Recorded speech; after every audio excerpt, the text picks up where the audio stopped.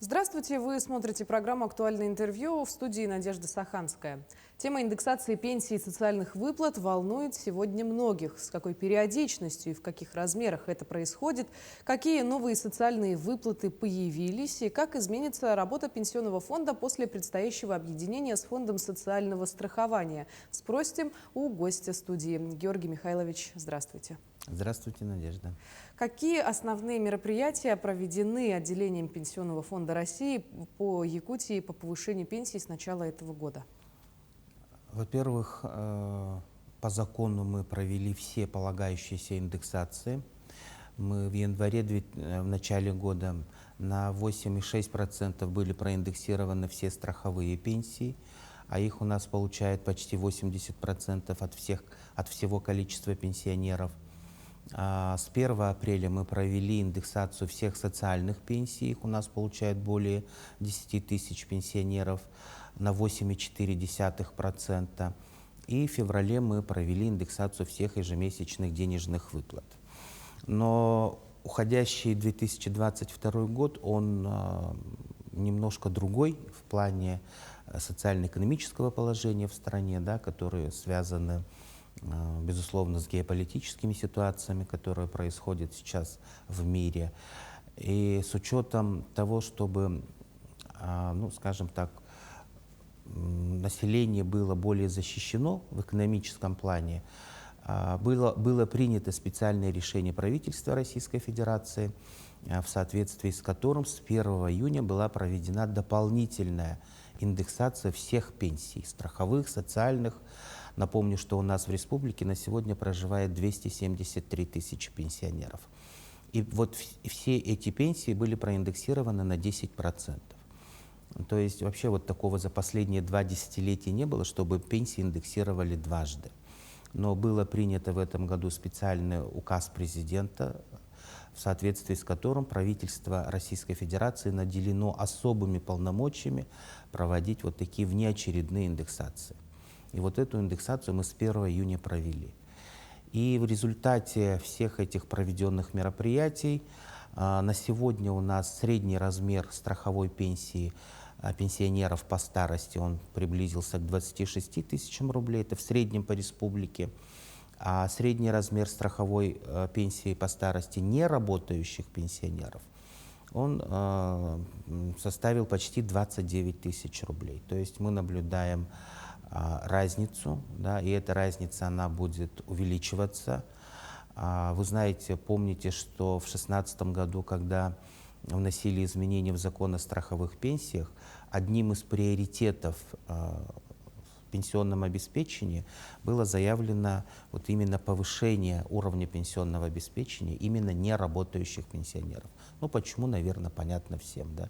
У неработающего пенсионера единственный источник дохода — это его пенсия. И эти цели на сегодня достигаются.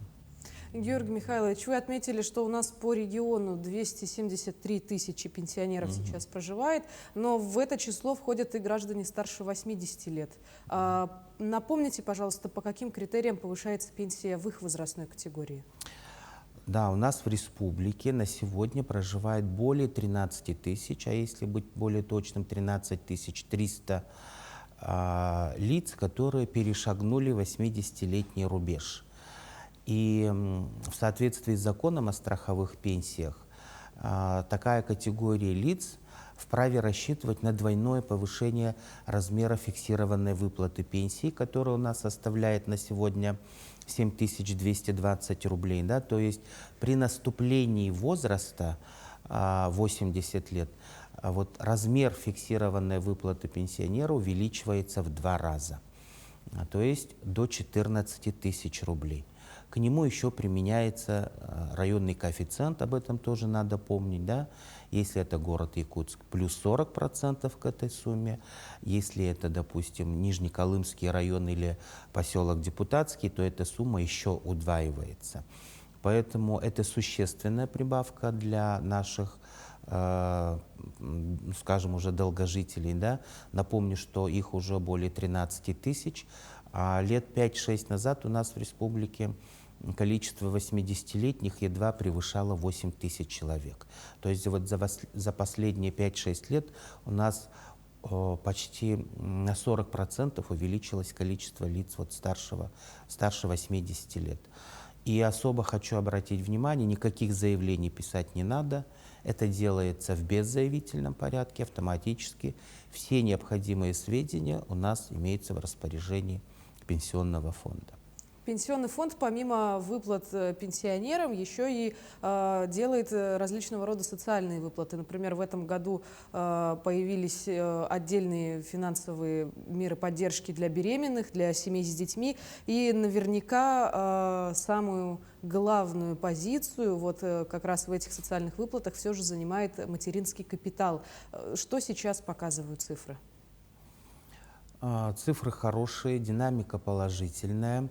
Вы знаете, что сейчас материнский капитал выдается уже при рождении первого ребенка. Единственная разница в размере. Там размер более низкий, порядка 560 тысяч, если я не ошибаюсь. А при рождении второго ребенка, при условии того, что они не получали МСК, сразу выдается сертификат в размере 690 тысяч рублей. А если вот при рождении первого ребенка получали сертификат, при рождении второго ребенка доплачивается разница. Да? То есть сумма сертификата увеличивается вот до 690 тысяч рублей. На сегодня в республике более 110 тысяч семей уже являются обладателями материнского семейного капитала. Половина из них уже полностью использовала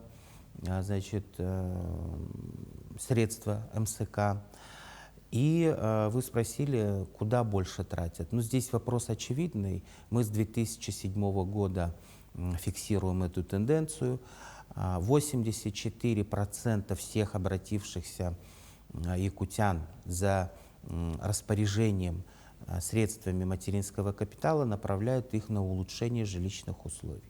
Напомню, что можно закрыть ипотеку, уже ранее выданный кредит, непосредственно купить, приобрести жилое здание, да? Можно построить жилое здание, что очень актуально для наших сельских территорий.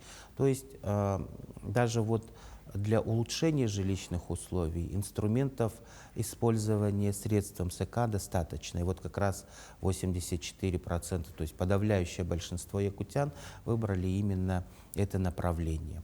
Половина из них закрыла ипотечные кредиты, а половина, вот из этих 84 направила средства материнского семейного капитала на приобретение жилья. Здесь хочу особо обратить внимание, что при любой операции по сделке с жильем, с недвижимостью, должна достигаться главная цель, на которой выдается сертификат МСК, это улучшение жилищных условий семьи. Георгий Михайлович, мы с вами выяснили, точнее, вы нам очень подробно рассказали о том, что действительно средствами материнского капитала пользуются и достаточно активно. Давайте вот вернемся с вами к теме пенсионеров. Скажите, насколько наши пенсионеры сейчас пользуются своими правами? Возможно, какие-то изменения в этой сфере были в этом году? Правами на что? Правами, например, на отдых, на проезд. На проезд, понятно. Проезд пенсионеров тоже очень, как вы сказали, такая востребованная услуга. Но понятно, что в последние годы очень заметно снизилось количество получателей этой услуги. У нас в 2019 году правом на проезд воспользовалось более 22 тысяч пенсионеров, то в этом году за 9 месяцев всего 13 тысяч. Понятно почему, да, пандемия, ограничения. Но тем не менее, повторюсь, услуга востребованная. Мы оплачиваем проезд в двух вариантах. Или возмещаем уже произведенные самим пенсионерам расходы к проезду места отдыха, или выдаем специальные талоны на авиационный транспорт или железнодорожный до места проведения отдыха. В этом году есть изменения, они очень такие положительные. Я бы хотел остановиться на двух основных. Во-первых, теперь можно компенсировать проезд к месту отдыха, стоимость бензина, то есть своим автотранспортом, бензин, газ, в зависимости от чего, на чем ездит машина, мы пенсионеру можем возместить его расходы на поездку на собственном транспорте.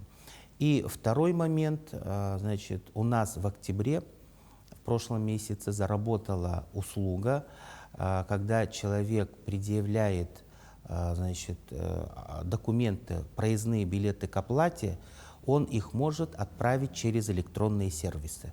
Раньше он мог направить только заявление, а все билеты, маршрутные квитанции, посадочные талоны пенсионеры приносили сами уже в клиентские службы пенсионного фонда. То с октября здесь все поменялось. Теперь вместе с заявлением можно направить все проездные документы. То есть пенсионеру уже не надо приходить в клиентские службы пенсионного фонда и лично предоставлять документы. Это очень важное нововведение. Таким образом, можно сказать, что вот услуга по оплате проезда, она полностью переведена в электронные сервисы. Одним из важнейших нововведений будущего года, конечно, станет объединение пенсионного фонда и фонда социального страхования. Появится социальный фонд. Наверняка это будет удобно для граждан нашей страны, нашего региона. Каких изменений следует ожидать? Главная задача объединения – это упрощение получения всех социальных услуг нашими клиентами. Вот сейчас немножко даже ситуация такая парадоксальная, можно сказать. Пенсионер-инвалид за пенсией, за ежемесячными денежными выплатами он обращается в пенсионный фонд, а за техническими средствами реабилитации, например, или санаторно-курортным обслуживанием он идет в фонд социального страхования, хотя это один и тот же человек. Ну и мы, как два фонда, два социальных фонда, конечно же, сейчас предлагаем все усилия для того, чтобы и обмен информацией, и взаимодействие при предоставлении наших государственных услуг, он был синхронизирован.